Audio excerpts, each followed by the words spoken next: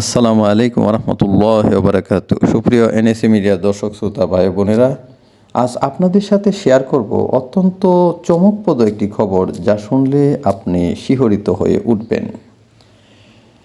ক্যান্সারের টিকা তৈরি করেছে রাশিয়া, বিনামূল্যে বিতরণ হবে। ক্যান্সার প্রতিরোধ করতে সক্ষম একটি টিকা প্রস্তুত করেছে রাশিয়া। শিগগিরই রোগীদের মধ্যে বিনামূল্যে বিতরণ করা হবে টিকাটি। রাশিয়ার স্বাস্থ্য মন্ত্রণালয় গবেষণা কেন্দ্র রেডিওলজি মেডিকেল রিসার্চ সেন্টারের মহাপরিচালক আন্দ্রিয়ে ক্যাপ্রিন দেশটির বেতার সংবাদ মাধ্যম রেডিও রাশিয়াকে দেওয়া সাম্প্রতিক এক সাক্ষাৎকারে এ তথ্য জানিয়েছেন। আশা করছি 2025 সালের শুরুর দিকেই জনগণের জন্য আমরা এই টিকা উন্মুক্ত করতে পারব, রেডিও রাশিয়াকে বলেন ক্যাপ্রিন। সাক্ষাৎকারে রাশিয়ার স্বাস্থ্য মন্ত্রণালয়ের এই জ্যেষ্ঠ কর্মকর্তা আরও জানান, নতুন এই টিকাটি প্রস্তুতে সর্বাধুনিক মেসেঞ্জার আরএনএ বা এমআরএনএ প্রযুক্তি অনুসরণ করা হয়েছে। এ প্রযুক্তিতে টিকা প্রস্তুতের মূল উপকরণ হিসেবে ব্যবহার করা হয়েছে বিশেষভাবে শক্তিশালী তরল প্রোটিনকে।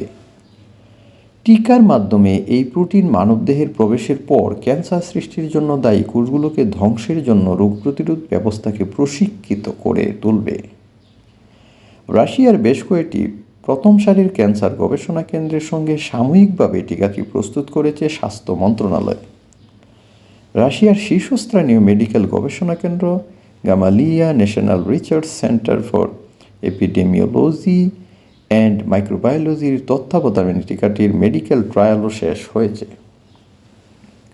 ট্রায়ালের ফলাফল পর্যালোচনা করে জানা গেছে, টিউমার গড়ে ওঠা এবং সেখান থেকে ক্যান্সারের কোষ সারা দেহে ছড়িয়ে পড়া রোধ করতে নতুন এই টিকার কার্যকারিতা বেশ সন্তোষজনক। এর আগে করোনা মহামারীর সময়ও সেই রোগের টিকা প্রস্তুত করে তাক লাগিয়ে দিয়েছিল রাশিয়া। 2020 সালের আগস্টে বাজারে আসা স্পুতনিক নামের এই টিকাটি ছিল করোনার প্রথম টিকা। বিশ্বের অন্তত 150টি দেশে মহামারী প্রতিরোধে ব্যবহৃত হয়েছে স্পুতনিক। সুপ্রিয় দর্শক, আমরা আশা করি আল্লাহ তাআলার মেহেরবানিতে, আল্লাহ তাআলার দয়ায় এবং আল্লাহ তাআলার ইচ্ছায় এই ক্যান্সার প্রতিরোধক টিকা সারা বিশ্বে মানুষের জন্য অনেক উপকার হবে, মানুষ অনেক উপকৃত হবেন।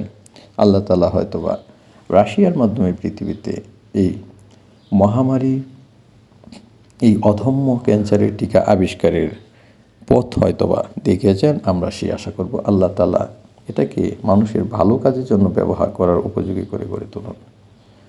আমিন। আসসালামু আলাইকুম রহমতুল্লাহি ওয়া বারাকাতুহু।